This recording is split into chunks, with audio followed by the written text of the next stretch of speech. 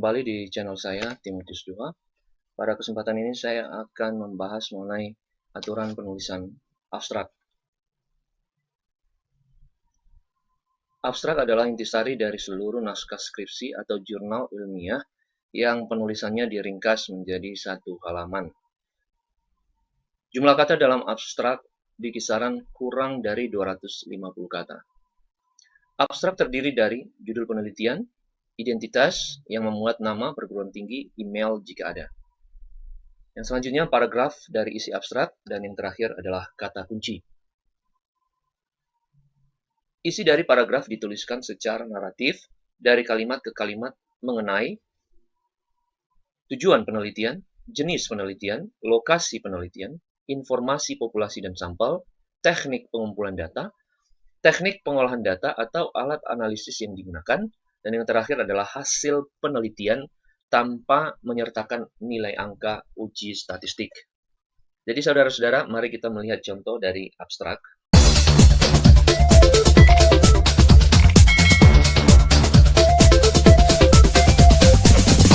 Jadi ini adalah salah satu abstrak dari jurnal yang sudah saya submit dan sudah diterbitkan di ini jurnal manajemen volume 23 nomor 1 terbitan Februari tahun 2019. Jurnal ini salah satu jurnal nasional terakreditasi B yang disahkan oleh Kementerian Riset dan Pendidikan Tinggi Republik Indonesia. Jadi kita kembali ke atas. Inilah abstrak yang dimaksud. Jadi saya mau kopikan ini dulu, ya, kawan-kawan. Ctrl C, saya pindahkan ke sini. Oke. Jadi sekarang ini saya kecilkan, ini saya besarkan. Jadi mari kita cek satu persatu. Saya besarkan dulu biar lebih jelas. Ini saya hapus saja ini. Jadi ini isinya. Isi dari jurnal yang dimaksud. Baik, kalau kita melihat jumlah kata di abstrak ini hanya 185 kata. Jadi sudah memenuhi ya. Tadi saya katakan bahwa jumlah kata di dalam abstrak itu kurang dari 250 kata. Jadi mari kita urai satu persatu isi dari abstrak ini.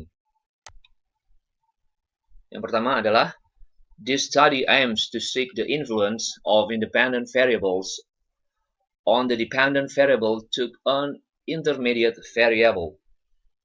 Jadi penelitian ini bertujuan untuk mencari pengaruh dari variabel bebas terhadap variabel terikat. Jadi inilah tujuan dari penelitian ini. Kemudian saya lanjutkan ini.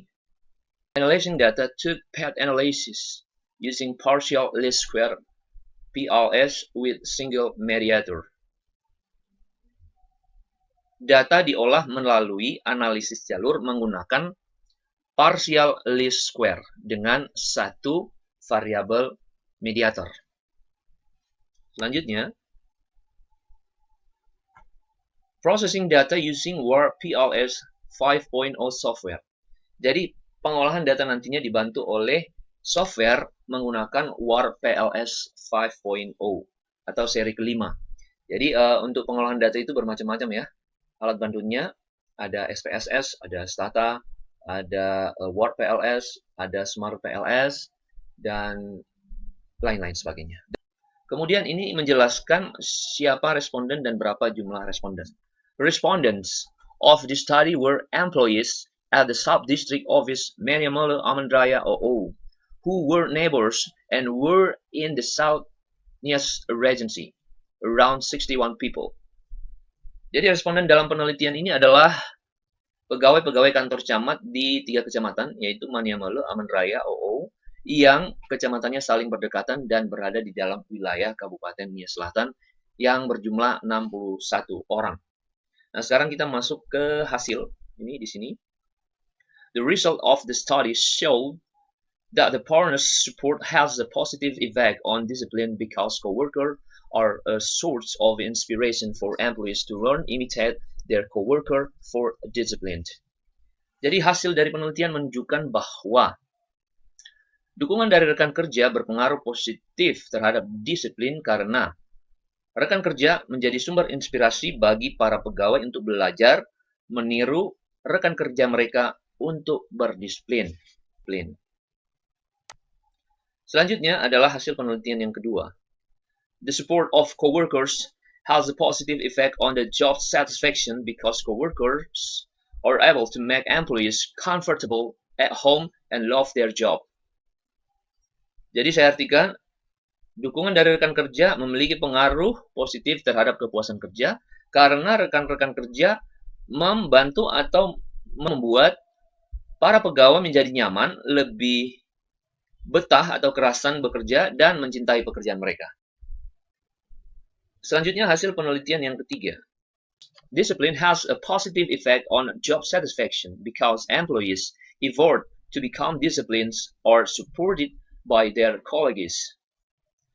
Disiplin berpengaruh positif terhadap kepuasan kerja karena pegawai yang berusaha menjadi disiplin didukung oleh rekan-rekan kerja mereka. Kemudian hasil yang keempat adalah di sini ya. The support of coworkers has a positive effect on job satisfaction mediated by discipline because the colleague who applies discipline will encourage other employees to be disciplined. Dukungan dari rekan kerja berpengaruh positif terhadap kepuasan kerja yang dimediasi oleh variabel disiplin karena rekan kerja yang menerapkan disiplin akan mendorong atau akan menyebabkan para pegawai untuk berdisiplin juga.